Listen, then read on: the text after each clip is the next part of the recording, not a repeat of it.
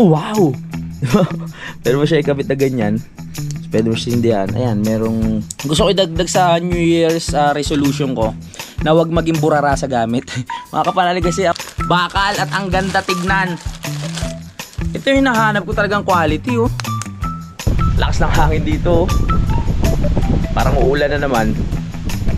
Parang pag nakasombrero ka kasi na ganito, parang feeling mo talagang biyahero ka, no? Yung talagang adventurous. Diba? Parang mga Kuya Kim style lang, no? Bagay ba sa akin? Mukha kong ano? Manlalakbay. Ayan. Abot na abot mo eh. Magnanakaw. Pwede rin natin yan, ha? Nasa loob ng lupain yan. Ayan. O, ito pwede natin pang merienda. Ayan mo. Wait, bilhin na kayo ng t-shirt, ha? Ang dami pa, oh. Kaya na bahala, kumontak sa akin, ha? Hindi kami namamasyal para magpa-relax-relax lang. Namamasyal kami para mag-vlog at kumita ng pera kasi trabaho namin ito, eh. Content po yun. Trabaho pa rin, yung part pa rin ng trabaho. Sabi ko nga, simulan nang magkunita kasama si Nuy TV. magandang araw mga kapanalig at welcome na naman po sa panibagong vlog. At ngayong oras na to mag-unboxing tayo. Kasi bumili ako sa Shopee ng mga magagamit namin sa biyahe namin sa Simara. Talagang halos kinumpleto ko yung gamit para talagang masarap bumiyahe at masarap mag-camping, 'di ba? Pag nahinto kami sa isang dagat, 'di ba? Sa harap ng dagat, pwede kami maglatag ng tent, pwede kami magsabit ng tarp, 'di ba? Yung pinaka-bubong at mga ilaw, yung mga ganun ba. Ito, mag-unboxing tayo. So, ito. Bali ilaw 'to. Alam ko na eh, pero ayan, fragile nakalagay 'yo. Alam ko na kung ano, pero syempre gusto ko ipakita sa inyo. Maganda tong ilaw na to kasi ano siya, meron siyang ilaw na pangontra sa lamok. Meron siyang ilaw na yan, pang emergency light. Kasi ayan oh. Ang pangalan nito ay wala siya pangalan. Basta rechargeable waterproof lamp. Waterproof siya, pwede siya sa tubig. Pero hindi ko lang alam kung pwede tumagal. Pero pag ganun siguro waterproof, pwede nga talaga siguro. Ang hangin pa rin dito. Sirain. Yan. Oh yeah. Maganda to, excited ako sa mga gamit. Pag may mga mabago kasi akong gamit, talagang excited ako na ayan oh, gamitin. Ang ganda na itsura niya, oh. Astig. Bale, ang presyo nito nasa 900 something. Mga ganun mga kapanalig. Ang presyo sa Shopee. Ayan. Kailangan kasi namin to pag inabutan kami ng dilim, 'di ba, magagamit namin to. Ayan po siya, oh. Nakalagay dito. Meron siyang warning light. Ayan. Emergency light. Tapos portable source. O yun nga. Tapos strong magnet. So meron siyang magnet, mamaya papakita ko sa inyo. Tapos yun, waterproof. Tapos light wave, repellent, mosquito. Tapos protect the eyes. So friendly siya sa mata natin. Ayan. So tignan natin doon sa kasi may magnet nga to. Ayan o. Oh, wow! Pero mo siya ikabit na ganyan. So, pwede mo siya sindihan. Ayan, merong pinaka light sa baba. Pwede rin ito. Ayan. Ito ata yung unang level lang. Pwede mo pa siyang palakasin, no? Tapos mas palakasin pa. At ito na tayo sa mosquito, no? Para lumayo yung mosquito, no? Tapos merong emergency light. Ayan. Wang-wang. Wala lang tunog. Tapos patay na. Ayan po. Tapos ang ganda pa nito kasi waterproof. Pero hindi ko muna iti-testing dito. Tsaka na pag nandun na tayo sa Simara. Pwede mo siyang i-charge dito. Ito. Pwede mo siyang i-charge dito. Nasa loob. Type C, yung kanyang charger. Ano ba to? Capacity. Ano ba itong mga to? Yan. Type C yung charger niya. Yan po. Tapos isasara mo lang na ganyan. Pwede mo na siya magamit. Dati kasi, meron akong gusto ko idagdag sa New Year's resolution ko na wag maging burara sa gamit. Mga kapanalig kasi ako, aminado ako na may pagkaburara ako sa gamit, lalo na pag meron akong mga bagong nabili. Tapos pag nagamit ko na siya, Parang kung saan ko lang tinatabi hanggang sa nasisira na, hindi ko na naiintindi. Ganun ang problema sa akin, kaya yung ibang nabili ko dati, nang hinayang ako. Katulad ng mga plato dito na binili ko for camping, 'di ba? Bumili ulit ako ng dalawa sa Decathlon, namili ako. Yun, nakita ko kinakainan na ng aso. Kaya hindi ko na ginamit. Bumili na lang ako ng dalawang bago. So meron siyang dito. Ang cool ng niya kasi yung kulay niya, ang ganda, ang cool ng kulay niya, combination, merong orange and black, tapos may kasama pang blue. So pwede nating isabit dito 'yan. Para makatagdag sa kanyang forma. Ayan. Meron tayong ilaw. Pwede nating isabit. Napaka-importante kasi nito sa gabi, 'di ba? Oh. Tapos yan, sabit. Bali meron pa akong dalawang ilaw na in-order. Ano yun naman yun? Isang bilog siya, tapos meron siyang pinaka-wire na parang Christmas light. Maganda gamitin nyo sa gabi pag nagkakamping kayo, ipapalibot mo siya sa pinaka-tarpaulin. Tama ba yun? Sa pinaka-bubong. Maraming salamat kay Budang kasi siya yung umu-order talaga. Tapos ako na lang yung magbabayad. Yon. At kay Kuya JP rin, maraming salamat sa idea. Kasi siya yung sa akin ito. Nagbigay ng idea na ito yung magandang gawing ilaw. O bilhin na ilaw, no, para magagamit for camping. Meron din ako yung nabili. Yung ginaya ko kay Idol, Japper Sniper, yung pang vlog, yung sobrang lakas. Meron na ako noon. Ang problema, ayaw na gumana. Kaya bumili na lang ako ng bago. So hindi ko alam kung may problema ba yung wire o may problema yung mismong ilaw. So kung gagana siya doon sa panibagong wire na mabibili ko, so meron na akong dalawa. Pwede ko silang dalhin at ipag-combine, no, magagamit natin lalong-lalo na sa gabi. Kung meron tayong mga activities na gagawin, pwede ilagay sa isang gilid, tapos pwede rin ilagay sa isang gilid. So meron pa tayo dito. Tapos na tayo. Grabe yung lalagyan nyo.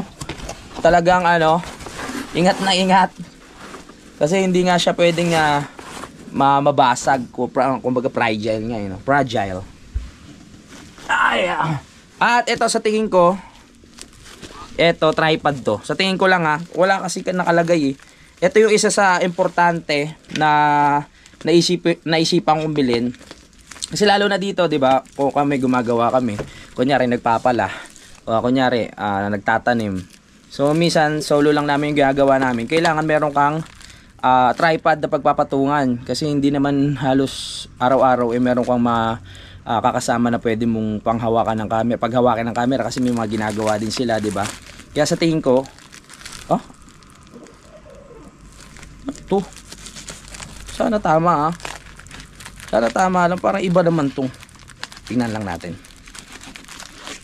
Kasi pumili ako ng quality na hindi ko alam kung tripod ba to kasi nga unboxing tinitingnan ko sa listahan kanina, wala namang nakalagay. Pag bumili ka kasi ng mga tripod na simple lang na pagdating nun parang ang plastic yung dating niya ang plastic, mga kapanalig, no, parang mabilis masira. So pumili ako nung bakal. Ano to? Pero siyang tataka ako, baka part na rin ng to. Bumili ako ng bakal o aluminum para naman, maganda tignan, tsaka kaaya-aya pag ginagamit. Kasi minsan pag maganda yung gamit mo, masisipagin ka mag-vlog So nandun yung nandun yung punto ko O meron pa dito na mga mga tornilyo. Tripod nga. Tripod nga siya. Ayan natin. Ang bigat Hindi siya yung mabibili mo lang na putyo talaga. Nasa nasa 1,100, mga ganun. Pag bumili ka kasi sa mall, ganito na yung 1,100 na yung presyo niya o 1,200, pero plastic lang yung pinaka-tripod niya.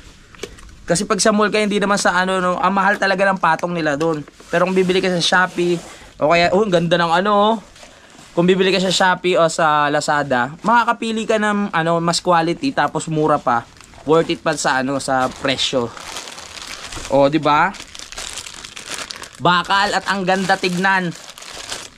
Ito yung hinahanap ko talagang quality, Hindi yung talagang puro plastic lang. Tignan mo. Yung pang matagalan talaga, yung makikita mong pang matagalan. Bakal din, Dinig nyo? Oh, hanapin sa Shopee, ang ganda nito. Oh. Yan ang gusto kong tripod. Yan.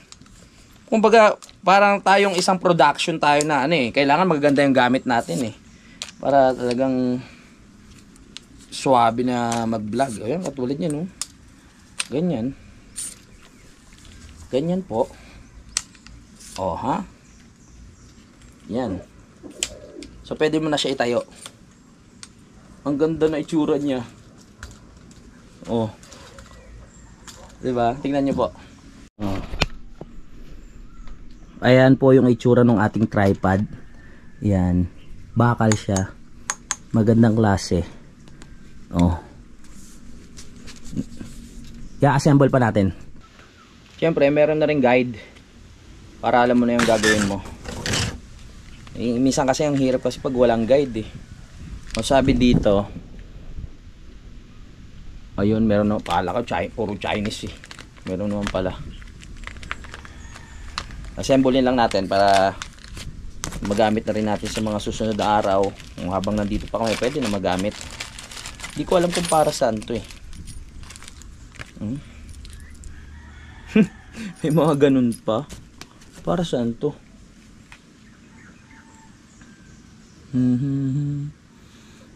Basta bahala na. Pag-aaralan ko muna kung para saan to.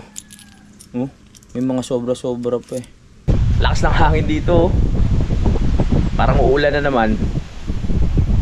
Kahapon naman hindi umulan. Parang medyo ambon lang siya. Kala nung iba nagbibiro ako na nagpost ako sa Facebook na malamig pa rin dito. Pero ayan po, patunay. Talagang lakas ng hangin. Habang nag-unboxing ako dito. Marami pa tayong inaabangan ng mga binili na parating. At ayun, pag dumating sila, unboxing natin. Pag maganda kasi itong na to. Pag nilagay mo yung mismong GoPro dito, yung pinang camera, may adjustan. Gumagalaw na siya. Pwede mo siyang higpitan. Ayan, pwede mo rin siyang itaas. Yan, at higpitan mo na lang dito sa gilid. Ayan, kung nakikita nyo. Ito. Yan, dyan may higpitan. Tapos, ito, pwede mo rin siyang luwagan para umikot siya ng maayos. Galing. Maganda po yung nabili, quality talaga. So, ingatan na natin yan para magamit pa natin ng pangmatagalan. Hindi lang isang beses, hindi lang 2 beses. Basta pangmatagalan.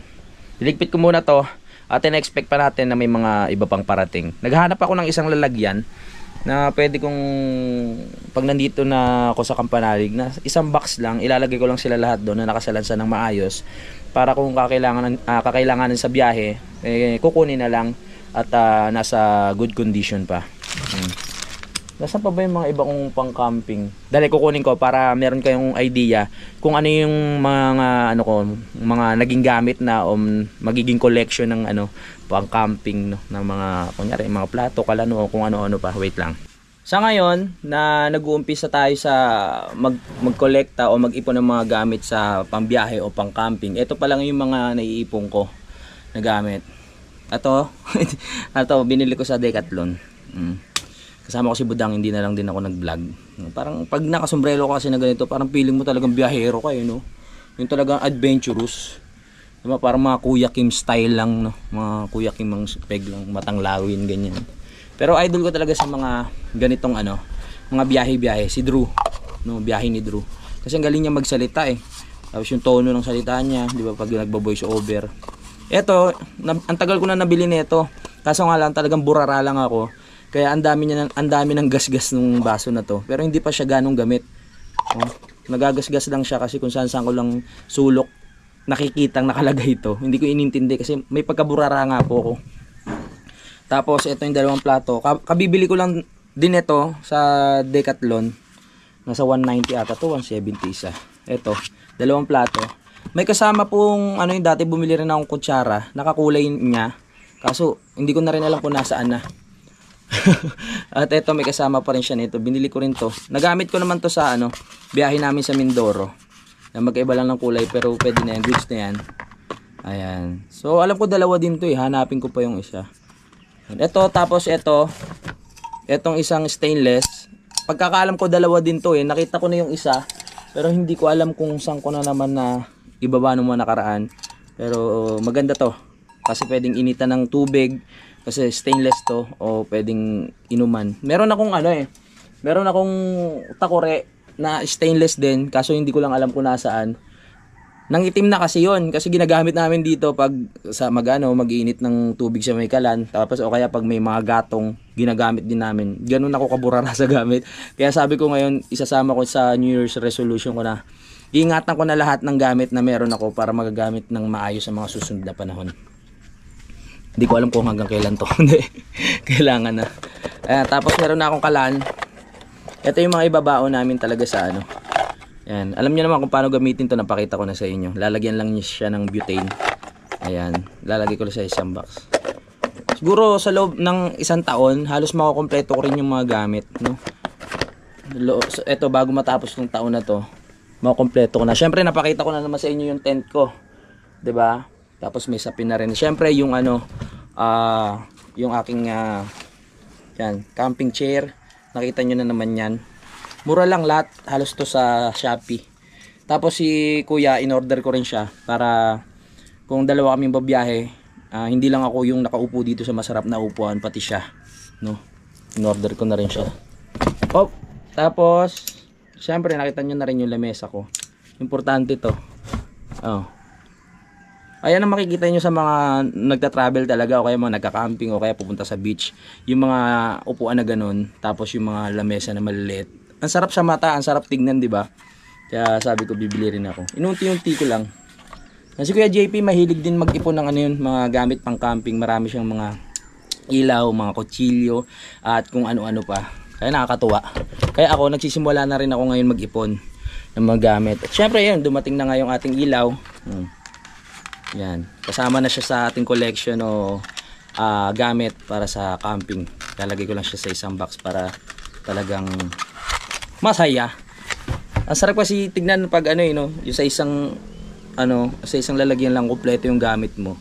Pag gusto mong mag-outing o pumunta kung saan sa sapa, sa dagat, sa bundok. May duyan na rin ako, 'di ba? Ayun, meron kang huhugutin na talagang magagamit mo ng gusto.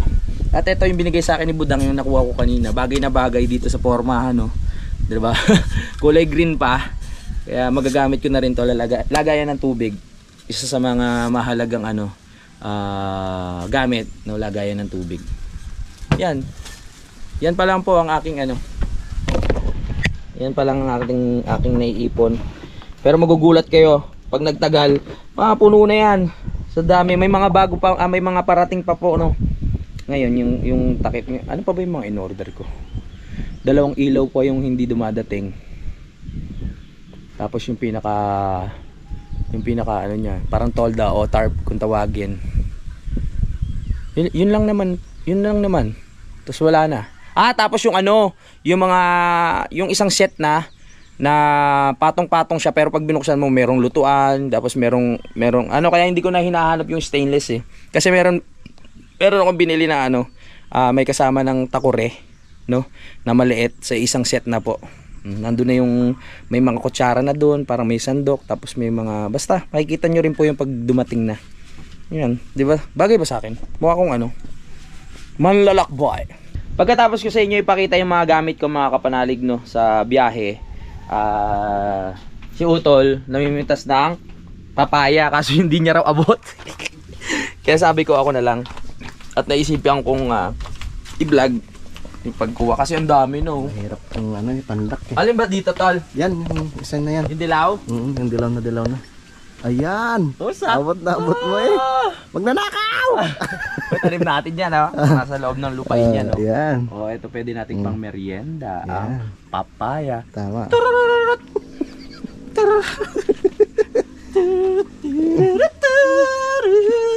Matamis yan. Matamis yan. Thank you, Tol. Ayan, so ayan, bibiyakin na ni Utol ang papaya. Ang dami dito. Tsaka bilib ako sa papaya na to kasi itong papaya, iniiwanan ni Utol to sa gitna tapos nakababa na siya Pero tumayo siya ulit. Ano to, itinayo mo ulit, Tol? Hindi, kusa siyang tumayo. Kusa siyang tumayo? Tingnan mo. Nagkaroon na siya ng mga Bitak-bitak. Pero kusa na siyang tumayo. Nagkaroon ng design. Ba't ba binibiyak tol sa ilalim? Eh, inano ko dati yan. Oo. Para yung bumaba lang siya. Ah, para bumaba. Oo. Mm. Parang lalaki siya rin yung una eh. Oo. Pero hindi talaga siya natubo, no? Wala, hindi talaga siya namumunga. Wala na, ayaw niya na eh. Pero ito, napakalusog at ang laki ng ano, sanga. Bumawi naman dyan sa isa. Oh, diretsong diretso. Tapos may patubo pa doon. Ganyan ang mga tanim namin dito, talagang malulusog. Kitang-kita nyo naman. Ayan oh. Green na green, ang laki. Ang laki ng papaya. Yan, merienda namin ni Utol. Ang papaya. Ayan oh. Bali, tinatapon po dito yung mga kulay dilaw na to.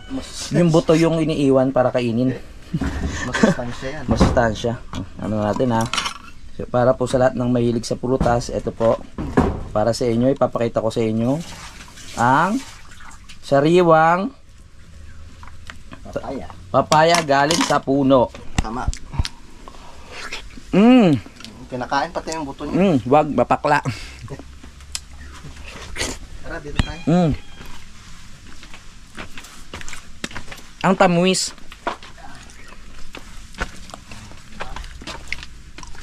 Ito yung ating pinakamerienda ngayon. Ang tamuis. Fresh. Fresh from the tree. Ano yan ah? Tawag dyan? Hinog sa puno. Si Elila, nagnangaw-ngaw. Gusto yatang kumain. Oh? Bigyan mo. Alright, bilhin na kayo ng t-shirt ha. Ang dami pa oh. Kayo na bahala. Kumontak sa akin ha. Ay, kumain nga. Bakit? Oo. Mahilig pala sa putas yan sa ulila. Ikaw, kakain ka rin? Oh. Okay. Yan. Ikaw, Concho. Si Concho pakainin. Para walang... Walang lamangan ha. Pitasin nyo yung tira doon. Sarap. Hindi na kailangan kutsara. Ngab-ngab kung ano tawag? Ngab-ngab kung ngab-ngab. Sa buwan na to, parang daming ibon dito na pumapaligid. Kasi summer na eh. Maganda na tunog nila. Ayan oh. Tweet, tweet, tweet, tweet, tweet, tweet, tweet. Oh. Parang nag-uusap, no? Tara, swimming tayo. Ayan. Nag-aaya. Papaya. The best.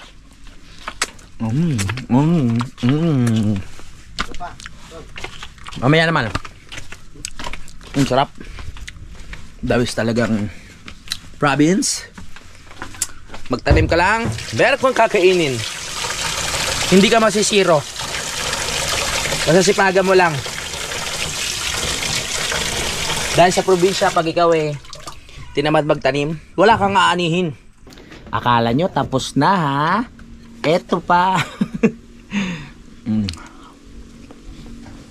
Sarap. Against the earth ba tayo? Pigilid tayo para makita nyo. Papaya. Apakasawap.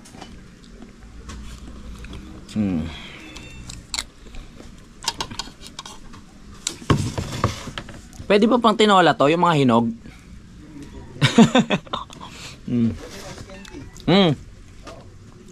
Ang sarap siguro nung ice candy, no? Tapos puro. Meron tayo yung ano ng yelo, ba't di tayo? Minsan gagawa kami nun. Tapos maglalagay kami ng karatula dito. Ice candy for sale, may bibili kaya? Ang layo ng bababaan.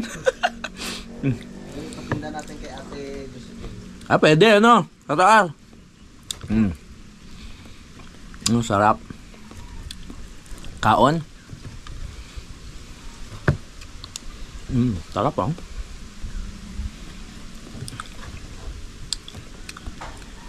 Mga kapanalig, ito ipapaliwanag ko sa inyo, no, kung bakit kami magta-travel, kung bakit naisipan ko mag-motovlog, mag-travel, at ipakita sa inyo yung mga gandang lugar dito sa Pilipinas.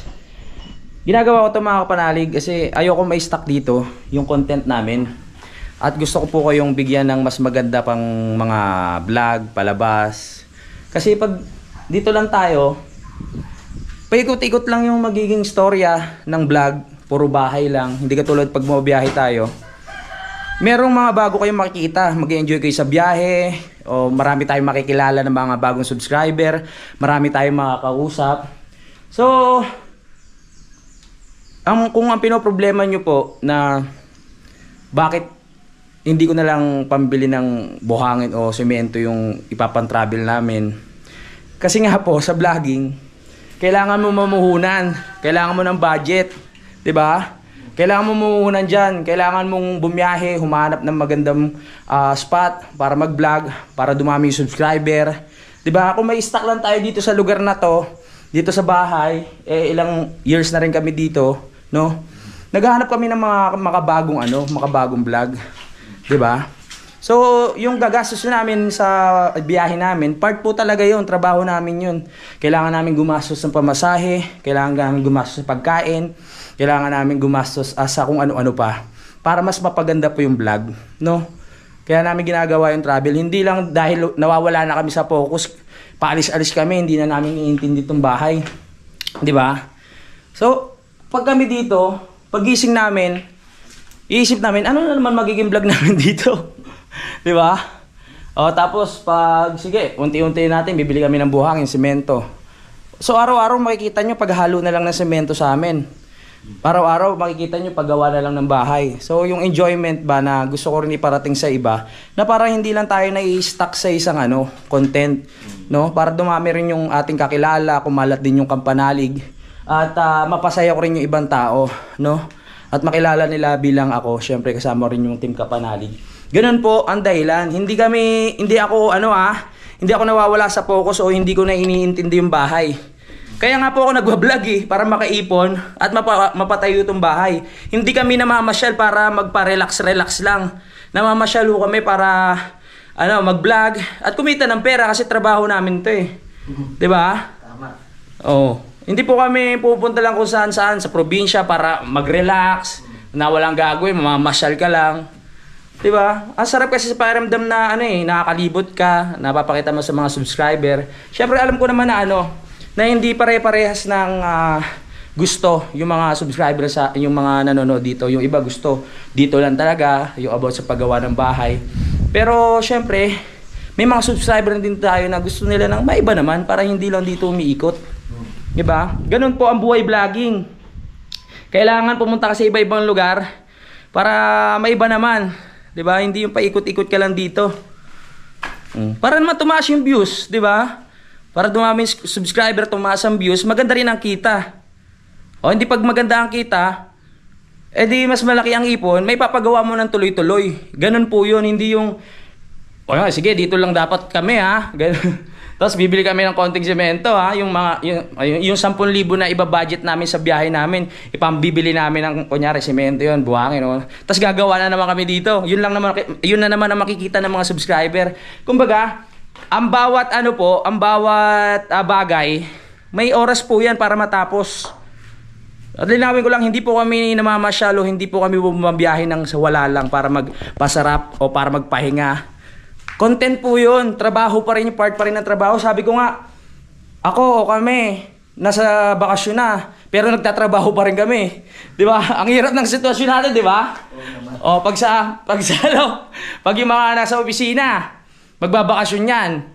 Siyempre, walang gagawin. Hindi sila pumasok eh. Depende na lang, tumawag yung boss nila na na kailangan may ganito, kung ganyan. Kami, pupunta kami, magbabakasyon kami, nagtatrabaho pa rin kami, nagbablog pa rin kami, di ba? Pero siyempre, may hirap pa rin talaga yung trabaho naman. Opisina, yung may amo. Kumbaga, pero sa amin, depende pa rin sa amin kung ano yung gagawin namin. Ganun po ang buhay vlogging. Hindi kami pwede ma-stuck sa isang lugar. Hindi naman po yung content namin puro bahay lang.